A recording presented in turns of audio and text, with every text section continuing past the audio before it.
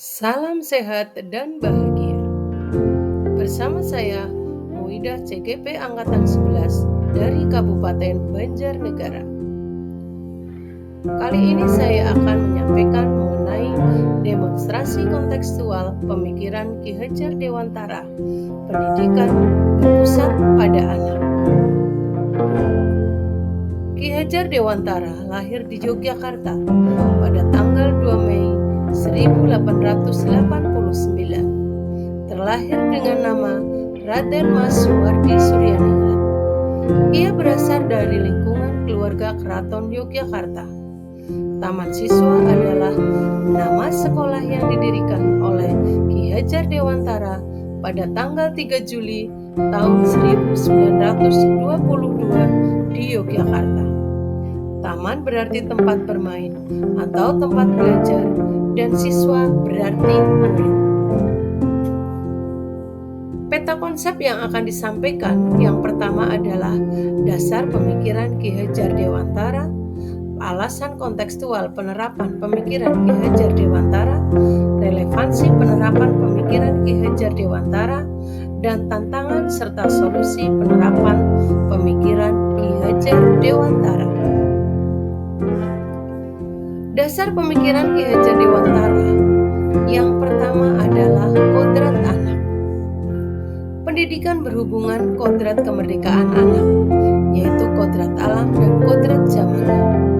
Kodrat alam yaitu terkait dengan potensi atau bakat yang dimiliki oleh siswa, ras, dan atau suku tempat mereka berasal, hingga karakteristik lingkungan, budaya daerah mereka. Kodrat alam adalah keadaan yang karena sifat dan bentuk lingkungan di mana mereka berada.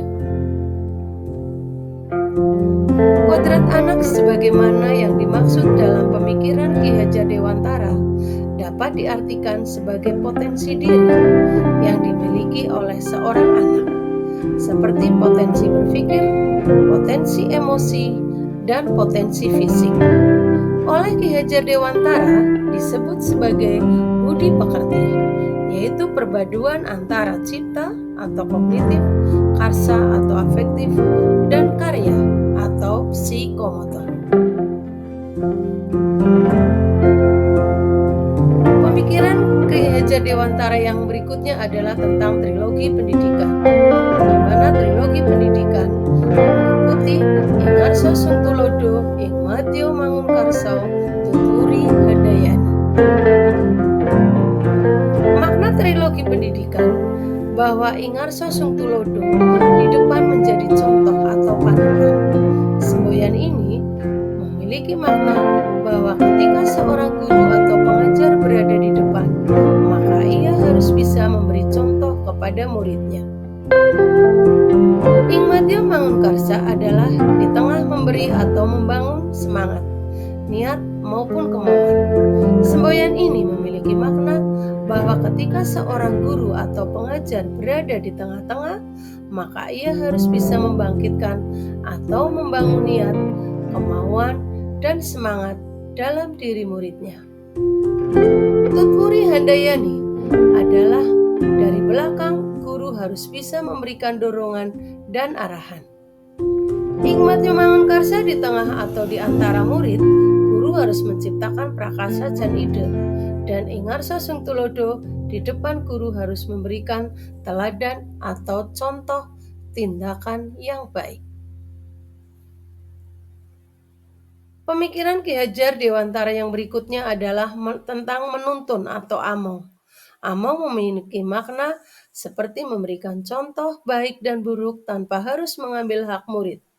Guru sebagai seorang pemimpin pembelajaran yang menuntun sangat esensial perannya di kelas, di mana mereka pendidik inilah mereka memberikan bimbingan dalam menentukan arah perkembangan anak.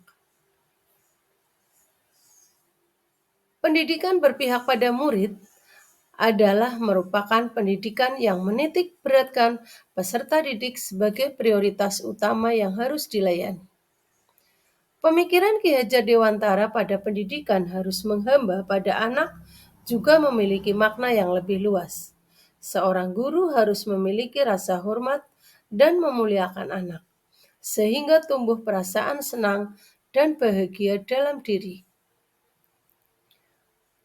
Peta konsep yang berikutnya adalah alasan kontekstual penerapan pemikiran Ki Hajar Dewantara. Konsep pendidikan menurut Ki Hajar Dewantara adalah pendidikan yang holistik, di mana murid atau peserta didik dibentuk menjadi insan yang berkembang secara utuh, meliputi olah rasio, olah rasa, olah jiwa, dan olahraga melalui proses pembelajaran dan lainnya yang berpusat pada murid dan dilaksanakan dalam suasana penuh. Tujuan pendidikan menurut Ki Hajar Dewantara adalah menuntun segala kodrat yang ada pada anak-anak agar mereka dapat mencapai keselamatan dan kebahagiaan yang setinggi-tingginya, baik sebagai manusia maupun sebagai anggota masyarakat. Peta konsep yang ketiga adalah relevansi penerapan pemikiran Ki Hajar Dewantara. Pemikiran Ki Hajar Dewantara tentang pendidikan yang memerdekakan murid memiliki relevansi yang kuat dengan peran saya sebagai pendidik. Sebagai pendidik, saya bertanggung jawab untuk membimbing siswa menuju pemahaman diri yang lebih baik, serta membantu mengembangkan potensi-potensi yang dimiliki. Relevansi pemikiran Ki Hajar Dewantara yang pertama adalah menuntun, yang kedua selamat dan bahagia. Untuk mewujudkan relevansi tersebut dilakukan melalui pendidikan pada saat ini dengan cara kolaboratif, kritis, reflektif, komunikasi, kreatif, dan inovatif. Peta konsep yang keempat adalah tantangan dan solusi. Tantangan yang dihadapi dalam penerapan pemikiran Ki Hajar Dewantara, yang pertama, penerapan pemikiran Ki Hajar Dewantara belum maksimal. Yang kedua, sarana yang belum sepenuhnya terpenuhi. Yang ketiga, sumber daya guru profesional yang masih kurang memadai. Untuk mengatasi hal tersebut, yang dilakukan adalah solusinya pertama, refleksi dan evaluasi secara bertahap dan konsisten. 2. Melibatkan semua unsur pendukung dan stakeholder. 3. Meningkatkan kompetensi untuk guru, salah satunya melalui guru penggerak.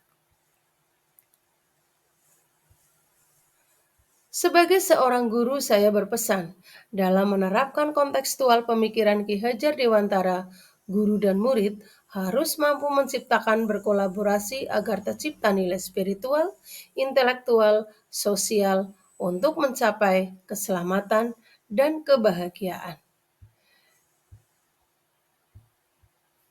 Demikian demonstrasi kontekstual pemikiran Ki Hajar Dewantara, pendidikan berpusat pada anak atau murid. Semoga bermanfaat. Terima kasih.